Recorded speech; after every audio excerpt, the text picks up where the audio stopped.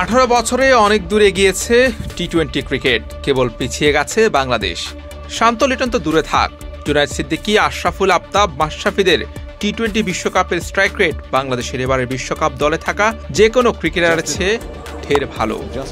2007 থেকে 2012 সাল যখন বিশ্বজুড়ে টি-20 ক্রিকেট এত জনপ্রিয়তা পায়নি, তখনও পাওয়ার হিটিংয়ে সাকিব সৌম্যদের চেয়ে এগিয়েছিলেন আশরাফুল আফতাবরা।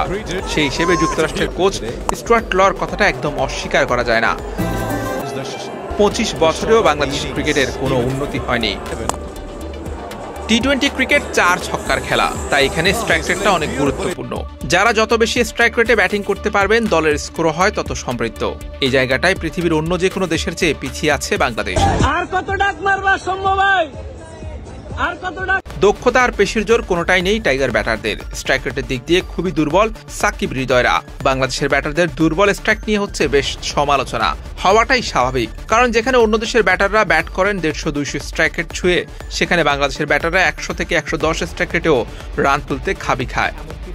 আগে ব্যাটিং পেলে ভালো স্ট্রাইক রেটে ব্যাটিং করে প্রতিপক্ষের সামনে পাহাড় সম লক্ষ্য ছুড়ে দেওয়া যায়। পরে ব্যাটিং করলে দলের সহজ জয়ের জন্য স্ট্রাইক রেট বেশ গুরুত্বপূর্ণ। বড় দলগুলোর সঙ্গে সেটি আরো বেশি ভূমিকা রাখে। এই ব্যাপারটি বুঝতেই যেন লম্বা সময়ের অপেক্ষা বাংলাদেশের। নিজেদের দুর্বল স্ট্রাইক রেটের ব্যাপারটি নিয়ে একদমই চিন্তা করেন না তারা।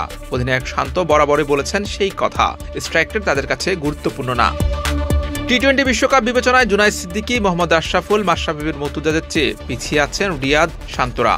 অন্তত টি-20 বিশ্বকাপে 100 রান করেছেন বাংলাদেশের এমন ক্রিকেটারদের মধ্যে জুনায়েদ সিদ্দিকীর স্ট্রাইক রেট সবচেয়ে বেশি। 3 ম্যাচেই বাঁহাতি ব্যাটারের রান 125, নজর কাড়া স্ট্রাইক রেট 164.47।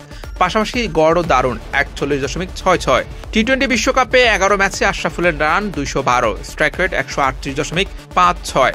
127.34 স্ট্রাইক রেটে 6 ম্যাচে 163 রান করেছেন আফতাব আহমেদ। জুনায়েদ আফতাবদের সঙ্গে শান্ত লিটনদের বিবেচনা করলে টি-20তে এই বাংলাদেশ পিছিয়ে আছে। তাদের সময় টি-20 বিশ্বকাপে বাংলাদেশের সর্বোচ্চ অর্জন 2007 বিশ্বকাপে খেলেছিল সুপার 8। সাকিব হৃদয়রা কি পারবেন আশরাফুলদের ছাড়িয়ে যেতে?